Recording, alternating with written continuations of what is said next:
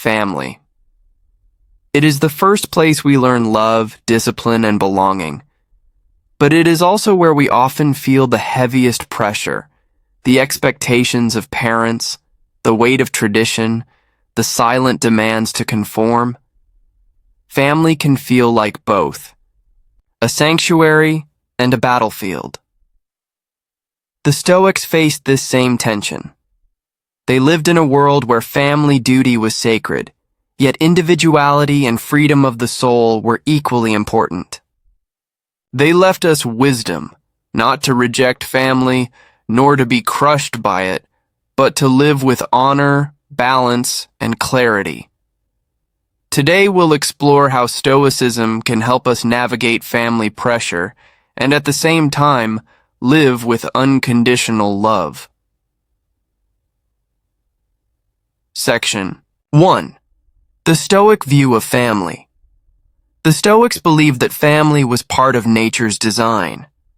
Marcus Aurelius reminded himself daily, "Perform the task that is before you with justice, with sincerity, and without complaint." To be born into a family means to be given a role: son, daughter, brother, sister, parent, or guardian. And with each role comes a duty. To abandon it recklessly is to resist nature itself. But fulfilling your role does not mean losing your individuality.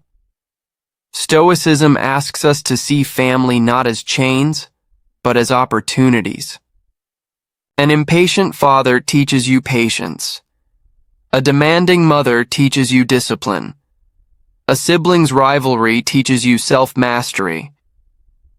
Family for the Stoic is a living classroom. Every difficulty becomes a lesson in virtue. Section 2. The weight of expectations, but let's be honest, family expectations can feel suffocating. Parents may push you toward a career you don't want. Relatives may judge your lifestyle. Elders may expect blind obedience to tradition. The Stoic response? Separate what belongs to you and what belongs to them. Epictetus said, "Some things are up to us and some are not. Your family's opinions, not up to you. Their disappointment, not up to you. Their vision for your life, not up to you. What is up to you? Your character, your actions, your choices." Imagine this. Your father expects you to follow his career path. He feels betrayed when you choose differently. You could collapse under guilt, or you could grow resentful. Both are extremes. The Stoic way is different. You honor his role, you listen with respect, but you remain loyal to your own reasoned choices. This does not mean cold rebellion. It means firm independence, practiced with calmness. You do not fight fire with fire. You remain steady, unmoved, rooted in your own principles. Section 3. Unconditional love. Without attachment, love in family often gets tangled with conditions. I'll love you if you succeed. I'll support you if you follow my advice. But Stoicism teaches a higher kind of love, one that is unconditional. Epictetus warned against clinging love that tries to possess or control. True love does not demand ownership. It accepts the person as they are. This is where modern families often struggle. Parents love deeply, but sometimes that love becomes control. Children love their parents, but sometimes that love becomes rebellion. The Stoic reframes love, not as emotional dependence, but as strength. To say, "I love you even if you do not understand me. I care for you even if we disagree. My love is not a transaction. It is a choice of character." Think of Marcus Aurelius, who lost many of his children at a young age. His grief was deep, yet he reminded himself, "You have loved them as mortal beings, not as things guaranteed. Love without possession, love without expectation. That is unconditional love in the Stoic sense. Section 4. Balancing duty and independence. So, how do we balance? How do we remain true to family without being enslaved by it? The Stoics give us the answer. Duty with freedom. You fulfill your duty as a son or daughter, showing respect, care, and gratitude. But you also preserve your independence of mind. You do not confuse service with slavery.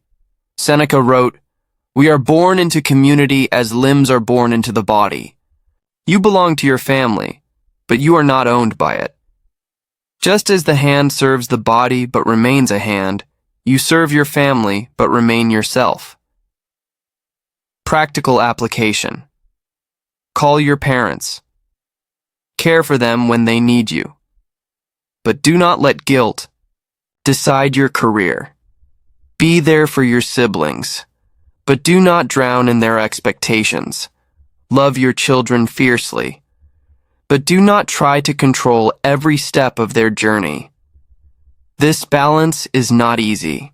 It requires patience, wisdom, and the courage to endure misunderstanding. But it is the path of strength. Section 5. Practical Stoic guidance for today.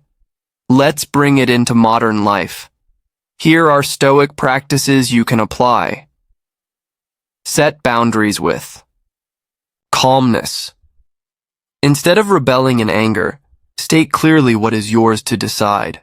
A boundary spoken with firmness but kindness carries more weight than a defensive outburst. Respond with love, not resentment. Even if you are misunderstood, resist the temptation to lash out. Marcus Aurelius wrote, "The best revenge is not to be like your enemy." In family, the best revenge is not to become bitter. Find freedom in duty. Serve your family because it is your role, not because you are coerced. A Stoic finds dignity even in obligation because they choose to act with virtue. Practice Amor Fati. Love your fate. Accept your family as they are, their flaws, their pressures, their imperfections. Remember, you too are imperfect. Daily reflection. At night, journal like Seneca. Ask, did I treat my family with patience today? Did I stay true to myself without cruelty? Where did I lose my temper? Where did I show virtue? This reflection sharpens your character. Family pressure will always exist. Expectations will always weigh on you. But the Stoic does not crumble under it, nor do they sever their ties in anger. Instead, they walk with balance. They carry their duties with grace. They love without chains. They endure misunderstanding without resentment. To live this way is to embody unconditional love, not as weakness, but as the highest strength. Because at the end of the day, you cannot control how your family loves you. But you can control how you love them, calmly, freely, unconditionally.